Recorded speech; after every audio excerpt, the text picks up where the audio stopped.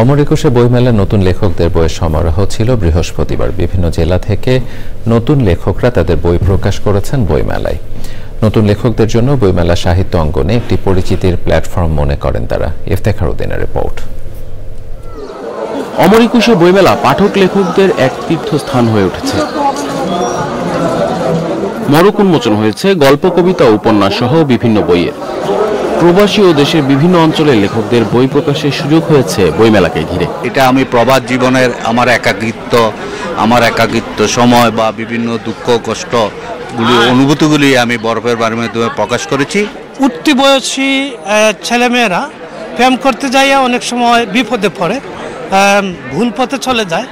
যাতে করে ভুল পথে না যায় তার একটা মেসেজ আছে এই গল্পগুলোতে। তো আমি চাই যে আমার এই বইটা এবার প্রত্যেক পাঠক এটা পড়ুক এবং কোনো না কোনো কবিতার কোনো না কোনো অংশের সাথে সে নিজেকে সংযুক্ত করুক। প্রকাশিত বইগুলোর মধ্যে বেশিরভাগই কবিতার বই। 24-এর গণঅভ্যুত্থান এবং শহীদদের আত্মার সাথে কথোপকথন এই কাব্যগ্রন্থে আছে। রহস্যময় অদৃশ্য জগৎ, কারণ নামের মধ্যে এই বইটার ভিতর কী রয়েছে সেটা পাঠকরা অনুভব করতে পারবে। প্রথমে রয়েছে রহস্য, এরপর রয়েছে সাবজেক্ট সেটা হচ্ছে অদৃশ্য জগৎ।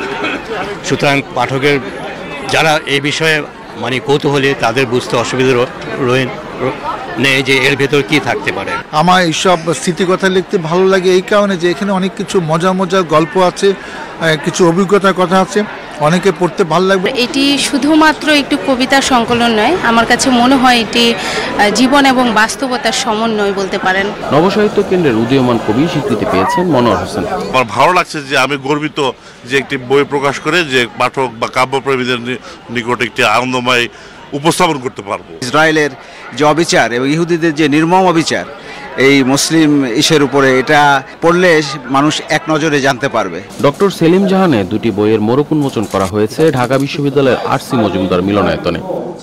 বইমেলার 19তম দিন শেষে নতুন প্রকাশিত বইয়ের সংখ্যা 1800 ছাড়িয়েছে।